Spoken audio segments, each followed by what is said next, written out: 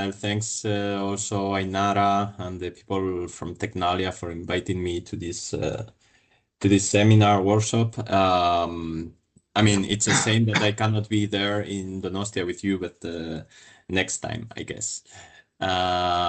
So, as it was already introduced, my talk has these like 3 topics. I mean, these 3 topics could, I mean, we could be here for like 2 hours and still we'll not finish with them, but I will try to give you some tips about the general issues that you should know from the researcher's perspective to address the regulatory challenges from the AI Act and especially from the medical device regulations, because what you will I hope you understand is that if you care about the AI Act, you should be caring about the medical device regulations because they are really connected and the main obligations are already in place for the medical device regulations. So regarding the first topic, some preliminary issues that I think you should all know when you are conducting any kind of research study or whatever, and are important to bear in mind. First, the distinction between biomedical research with AI, where AI is a tool, and biomedical research for the development of an AI system, okay? AI as the goal of the research that we are conducting. So this is the first concepts that we should bear in mind to know what kind of regulation will apply or not. Then a second distinction, the development of an AI system. Then we are in the second scenario always, okay? Biomedical research for the development of an AI system. Development of an AI system with specific medical purposes. Here, I'm talking about the qualification of a software as the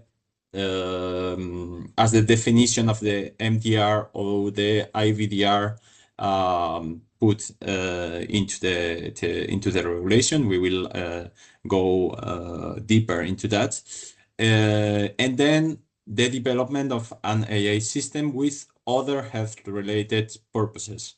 For example, Michael, when presented COMPASS and the patient stratification that the AI system does for this project, this differentiation is key because if we are in the first scenario, specific medical purposes, we will go through the medical device regulation path. If we are not, we are skipping that legislation and we will be applying, of course, the GDPR. We could be applying all the national legislations that develop the Oviedo Convention, the Declaration of Helsinki. So this doesn't mean that we don't go through the Research Ethics Committee. But it means that we are not going through the regulatory path of medical devices, and this is really important. And then a last issue, when especially, this is important for every kind of research, okay? But especially for the medical device regulation path. We should know, as researchers, we should know where is our system. And I'm talking about in which step and in which technology readiness level our system is. So it is not the same to be researching for ideation, for feasibility, where we don't have a proof of concept, and research for design development where we already have a proof of concept and also further validation, testing, or whatever. Okay, so this distinction is also important. Regarding, wait a moment. Okay, regarding scientific research and the AI Act, because you may have heard that the AI Act is not applicable for scientific research and so on, but it's important to know specifically how it's not applicable. So we have two main provisions that are important. Article 2.6, this regulation doesn't apply to AI systems specifically developed and put into service for the sole purpose of scientific research and development. We are here talking about the first scenario. This is AI as a tool. This is if we are using AI as a tool for our research and the purpose of the AI system is scientific research and development, the regulation, the AI Act, will not apply, okay, to this research. Second provision that is relevant. This regulation does not apply to any research, testing, development activity regarding AI systems prior to being placed on the market or put into service. Such activities shall be conducted in accordance with union law, and the exception is testing in real-world conditions, okay? Because testing in real-world conditions is regulated by the AI Act. This means that, especially related to medical device regulations, when we are making research, testing, or development in the second scenario, this is biomedical research for the development of an AI system, AI as the goal of the research, the AI Act will not be applicable. To those research activities, we will be applying the regulations, as I said, medical device regulations, if we are in this path, but also the GDPR, we will be applying the Oviedo Convention or the applicable national laws, and so on and so on. The recital 25 reminds us that for any kind of scientific research should be applicable union law, the rest of the union law, but also ethical and professional standards, okay? Then we should go to the second point. As you see, I will try to go like quite quickly. And I will be using all my slides, not like Inigo. I will not give them as a souvenir. I will try to use it because I am not able to speak like Inigo without the slides. So the responsibilities through the AI system life cycle from development to implementation with patients. Here, I want to touch the medical device regulation or in vitro device regulation regulatory track. How are we going to know whether we are into this regulatory track or not? We are developing an AI system, or studies, research is developing an AI system, and what we have to ask ourselves is if this device has a specific medical purpose or could have it in the future, because we still do not have a proof of concept. So we have to think whether it already has the AI system already has a specific medical purpose or could have it in the future. This is the key. Okay, so for that you have to go to the guidelines from the Medical Device Coordination Group. That is the reference. They were revised last year in June 2025. So if you have doubts about this, because in the regulation you can see the definition in Article 2, for example, of the Medical Device Regulation. But if we really want to know how qualifies an AI system as a medical device, you go to those guidelines. And then, if you are already in this track, this means your AI system has a specific medical purpose or could have it in the future. The responsibilities will vary depending on the purpose of the research in that very stage that you are. And here we have two different criteria to know your different responsibilities. The first criteria is the stage of the technological development. As I have already said, if you do not have already a proof of concept, if you are working on the ideation, on the feasibility of your AI system, you are not already in the regulatory track of the medical device regulation. This means that you don't have to go through the authorization of the competent authority yet. You may have or may not have, depending on the regulation, to the positive assessment of the research ethics committee. For example, in Spain, if you are using pseudonymized data, you will have to go through the research ethics committee. But if you are still in your ideation or talking in TRL language, if we are in TRL 1, 2, or 3, you don't have to go through the authorization of the competent authority for the medical device regulatory, for example. And then the other criteria is about the type of research that you conduct.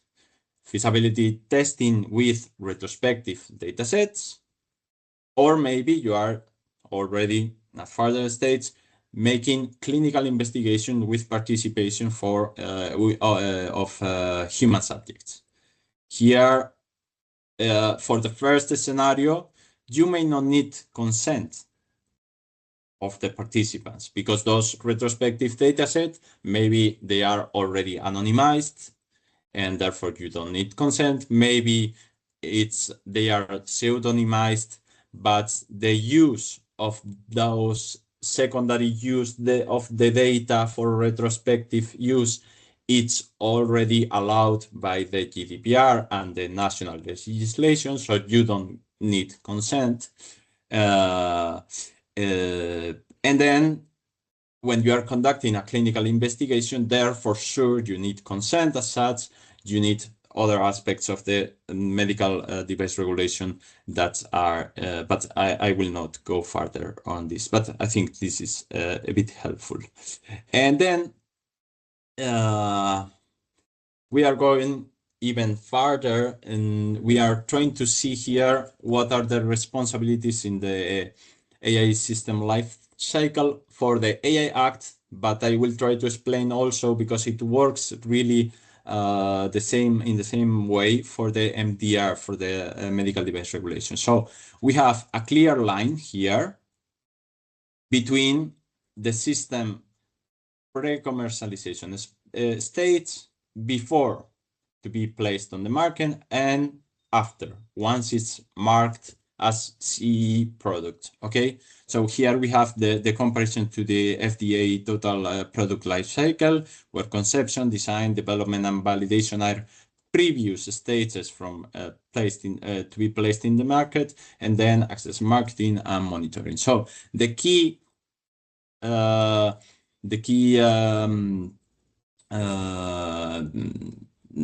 figure here is the provider for the AI Act or the manufacturer for the medical device regulation, and is who develops the system with a view for commercialization. Okay, so we are conducting here training, validation, testing. That actually the AI Act does not prevent from training and validation also after the placed on the market of the system, but you always have to train, validate, and test before placing it into the market. And then once you put it on the market, you have, according to the AI Act, you have the deployer. This is who uses the system under his own authority. For example, a hospital that acquires your medical device. Okay, then we have obviously human overseers or supervisors that will be usually clinicians, but also could be researchers somehow, and the people affected by the AI systems. So here also, if we compare this to the GDPR, we will have two different controllers, because we will have the provider who develops a system with a view to commercialization will be controller for the personal data that is being used for training, for validation, and for testing. Sometimes we will not have personal data. For example, for training or validation, in many cases, we will be using anonymized data from data sets. So we will not be controllers in the sense of the GDPR. But mostly, if we are using personal data for these states, providers and manufacturers will be also controllers under the GDPRs. And then we will have another controller for the deployer that uses the system. But why? Because they will be using the data from those data subjects to make decisions, to make clinical informed decisions for the data subjects. So the AI system will be processing the data from them. So this is another kind of controller, but for the use or deployment phase, okay, states. And now we go to the last stage, okay? So the crossover between the AI Act and the medical device regulations. And as you will see, they are like absolutely connected. So you may have seen already this kind of pyramid for the different AI systems in the AI Act. It's a risk-based regulation. What we really care about is the high-risk system regulation, because this is the heart of the regulation. And as we will see, there are two kinds of high-risk systems. So any high-risk system will have to comply with the mandatory requirements that are on Articles 9 to 15. What you have to bear in mind is that what is expected from the provider is to go through a CE marking process, through a documentation of all those mandatory requirements. They will have to go through a notified body with all the documentation and proof that they comply, their system complies with all those mandatory requirements. Okay, this legislation is, in this sense, is very similar to the medical device regulation, because the medical device regulation is mostly the same. If you are developing a medical device, you need to go and document to a notified body all your process for getting your CE marketing. Your CE mark for your system, so you can commercialize it in the EU. Okay, so these are the mandatory requirements, and we, as I said before, we have two paths to consider high-risk AI systems in the AI Act. So if we are talking about health-related systems, we have these two options. The first option is what we call ad hoc high risk, meaning that the Commission in Annex 3 lists some uses of AI, and the Commission says this is high risk. This is the easy way, let's say. So in Annex 3, we have some uses of AI that will automatically go to this category of high risk. Access to health and life insurance, triads of patients for emergency care, and access to public health system. If the AI system is aimed to give access to people to public health services, or could obstacle the access to those public health services, then it's high risk. And then we have the second path. The second path is the Commission says, okay, I already have EU regulation for many products that need CA marking for going to the market. So if I already ask in those sectoral legislations, if I already ask them, the providers, the manufacturers, to go through an external notified body to have CA marking, then I have a high risk AI system. Let's see this in another way, because here are included the medical device regulation and the in vitro device regulation. What does it mean? Actually, it means that in the practical sense, okay? If we are developing an AI system and it qualifies as software with a specific medical purpose, because for example, it is aimed at diagnosing a disease, okay? This is the most common one.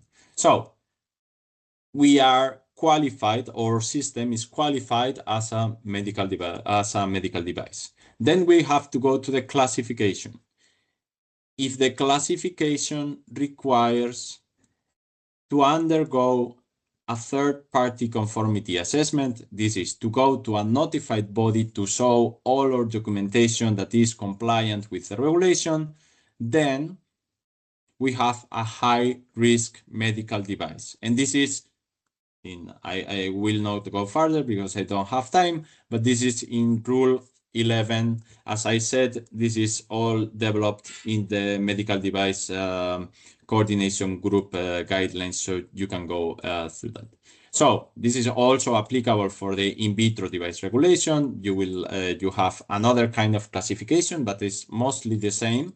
And what I wanted to really summarize here is, how can you know that whether your medical device is also a high-risk AI system? Okay, we are developing a health-related software. The first question is it a medical device? We go to the definition of medical device in the MDR and the IVDR, whether it qualifies as a medical device. Then the second question, is it artificial intelligence? We go to the definition of AI in the AI Act regulation, okay? If we are yes, then we have to know whether your medical device is also a high-risk AI system. If, according to the medical device regulation, it must undergo a conformity assessment by an independent body, by the notified body, yes, we have a medical device that is a high-risk AI device. And in this case, if we look at how software is regulated both in the MDR and the IVDR, the general rule will be yes, we will be having a medical device that is also a high-risk AI system. I will now go, I think I can finish here, and then if we have further questions, I will be happy to answer them. Thank you so much.